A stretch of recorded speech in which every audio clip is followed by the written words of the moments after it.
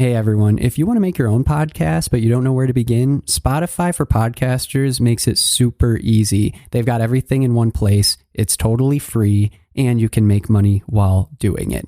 Here's how it works. Spotify for Podcasters lets you record and edit podcasts right from your phone or computer, so no matter what your setup is like, you can start doing it today. Then you can distribute your podcast to Spotify and pretty much everywhere else podcasts are heard. Video podcasts are also supported, and you can even conduct polls and Q&As. With Spotify for Podcasters, you can earn money in a variety of ways, including ads and podcast subscriptions. And best of all, the platform is totally free. No catch, totally free. When I wanted to start my own podcast, I did not know where to begin, and I didn't think it was even possible. And Spotify for Podcasters made it happen. They made it easy, they made it quick, and I am doing something that I love. What more can I ask for? So if you're interested in starting your own show, you can do it, and I highly recommend you give this a try. Download the Spotify for Podcasters app or go to www.spotify.com/podcasters to get started.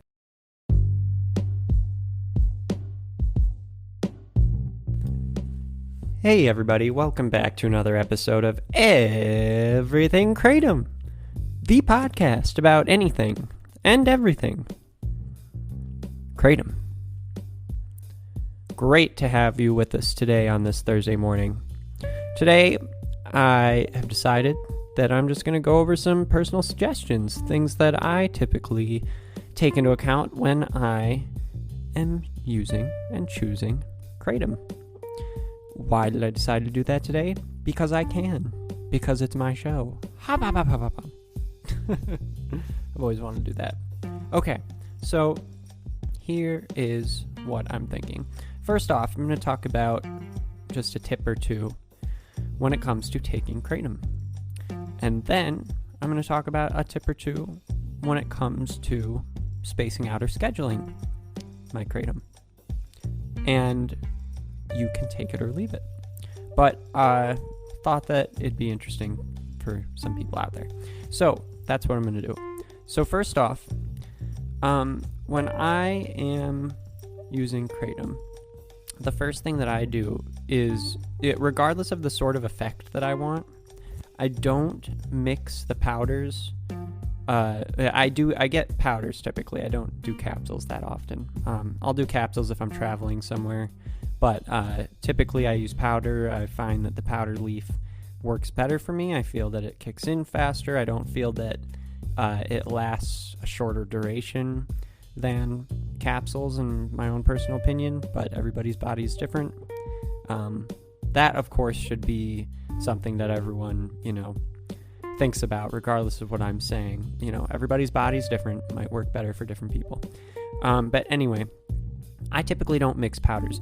I will take, if I'm planning on taking, let's say, a green and a white, I'll take the green first because I find that the greens, specifically green mallee, has a thicker cell wall, and it can make the white last longer because of that thicker cell wall. So I'll take the green first. I'll wait a few minutes, and then I will take the white. But you can pick and choose whichever types you want. It doesn't have to be green and white. I've just found that, if I'm trying to take two different varieties of Kratom, that it helps to take one, wait a minute or a few minutes, and then take the other. And I get the desired effect that I want. But if I take a green variety and a white variety, and I put them in a little jar or something and mix it up together, I find that I don't actually get the effect that I want. Now, of course, could be placebo or psyching myself out or something, but I have no reason to do that. I mean, I've just found that it does not give me the desired effect. I feel that both kind of mute each other, and not cancel each other out, but just mute the effects that I want from each variety. And that can be, translated over to greens and reds, or even a red-white combination if you're doing that. So that's one of my tips, tricks, or suggestions. Take it or leave it. Another one, I typically will start the day off with a white. In the middle of the day, I'll do a white. or a white green. At the end of the day, I will do a red. But, and that makes sense. But, if you're trying to have a different sort of day, that's great. I mean, you could start your day off with a little bit of a red. Don't want to do too much because, me personally, I can't do something that's that much of a sedation sort of feeling, early in the day.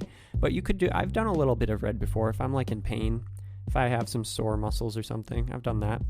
But you can do that. I always wait a few hours between taking Kratom. Like, I don't really see what the point is of waiting just 1 hour and then taking another bit of Kratom, because I feel like Kratom is dynamic. I feel like it has a few hours worth of changes in the way that it affects your body. And I think that is important to experience and to understand how it affects your body. So my body's fairly sensitive. So like I can tell when it's been an hour versus 3 or 4 hours when I've taken something. And sometimes I'll take something, not necessarily because, I want, the immediate effects of this, but because I want it to be lasting longer, or because I want the kind of slow down at the end, or I want whatever it is. So I don't take Kratom, closer together in the day than 3 or 4 hours apart. Usually like 4 hours apart is when I'll start considering taking any more if I'm going to. So I suggest giving it time in between your doses and really just letting your body feel it out. Figure out what exactly it feels like and what exactly you want out of it. Here's another thing, and this kind of goes along with the whole wait 4 hours in between. I really enjoy schedules. And, my wife is into zodiac stuff. She says it's because I'm a Virgo. I'm not into zodiac stuff. I always say that my moon is in clearance because it's, on sale or something, and then that always pisses her off. Anyway, that's a personal thing. But regardless of if it's because I'm a Virgo or if it's because I'm just some random way, I really like order and schedules. And I have found that it's really fun to have a Kratom schedule. So I suggest giving it a shot. What that looks like is you can lay out your week or a day, but I really like doing it by the week and kind of thinking, okay, what kind of a week am I having? If I can predict the sort of week I'm having, because it's like, okay, this is going to be a work week, and but this day, after work, I got to go do this and this and this and errands or whatever, or I know this day, my wife's going to be busy, I'm going to have to watch the baby, and I'm going to need this and this and this. You kind of like schedule out the week. And then once you can do that, you have the ability to kind of plan out your Kratom days and what sort of days you want those to be.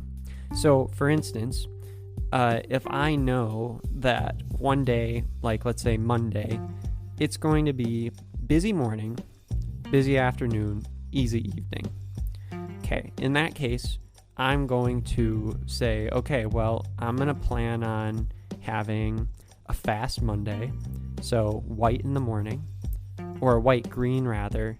Maybe I'll do the green in the morning and then just white in the afternoon, because the green I find helps, like I said, make the effects last longer of whatever other one I'm taking. So I will take a white-green in the morning, and taking the first tip into account, that means taking the green, waiting a few minutes, then taking the white. So then later, 4, 5, 6 hours later, take another white. And then from there, that evening, plan a red. So that's if I want to take Kratom throughout the day. Now, I might not want to even take the red at the end of the day, or I might not even want the white at midday. But it's just kind of like it's fun to have a schedule. And this is kind of for more of the nerds out there, but I'm certainly one of them. Now, for the next day, let's say Tuesday, well, work isn't going to be that difficult, and I don't even feel like I need Kratom that morning or that afternoon. But what I do know is that evening after work, I'm going to have to make dinner or watch the baby or do something, go on errands. In that case, I'm purposely not going to take Kratom in the morning or the afternoon, because another thing I find is that if I take Kratom in the morning or in the afternoon, or whenever I first take it, no matter what, it lowers the effects and makes the effects less substantial to any kratom I take after that for the rest of the day. And then that's specifically true with the same variety. So if I'm taking a white in the morning and then I take a white in the afternoon, the white in the afternoon I find will not affect me nearly as well and as beneficially as the one in the morning did. So for a day like that, let's say our little Tuesday, I'm not going to take any kratom in the morning. I'm going to let my body sit, and then in the afternoon or evening when I really need it, that's when I will take my kratom, and that's when it's going to be most helpful to me. And, I won't have been exposed to kratom earlier that day, and thereby, maybe lessening the effects of taking it again in the afternoon or evening. So those are some of my kind of tips and tricks. Again, I'm nerdy. I love nerding out about this sort of thing. I could talk kratom all day, and I just think that it's a super helpful plant that you can nerd out about. I don't start my days off with coffee, hardly ever. I'd much rather start with kratom. Coffee makes me feel antsy and anxious. Kratom makes me feel at ease and on top of things. What more can I say? So, those are kind of my tips and tricks. Keep kratom spaced out. Powder's better, in my opinion, rather than capsules. But that's just my opinion. So keep it spaced out.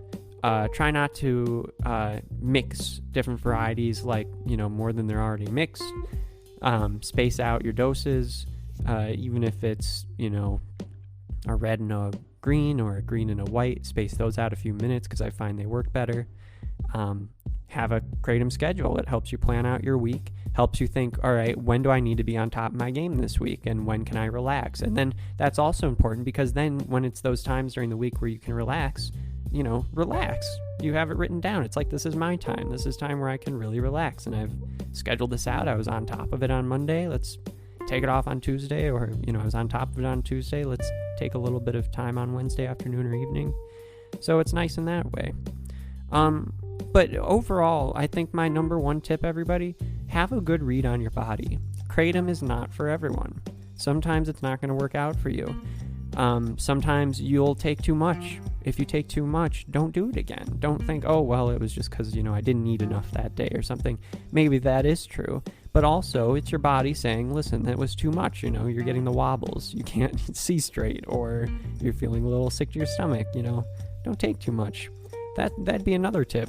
I'm just finding them left and right now. Another tip would be, you don't have to take more to get more feeling.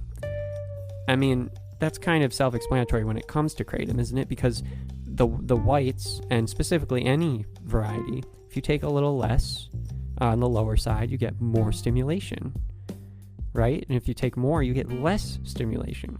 You get more sedative, but you get less stimulation. So you lessen the effects of certain types, while, increasing a certain trait or property of them in another way, depending on how much you take. So, more is not always more. But have a good read on your body, everybody. And I find it helpful, and again, this is my nerdy self, I find it helpful to write down, kind of have a little journal of what works best for me. Because it's really the best way to make sure that you know that you have a good read on your body.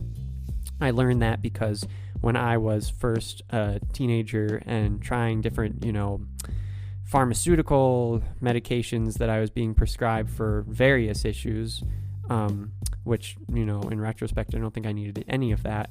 I would keep a journal because I was finding that it was hard for me to remember which things were working, which weren't.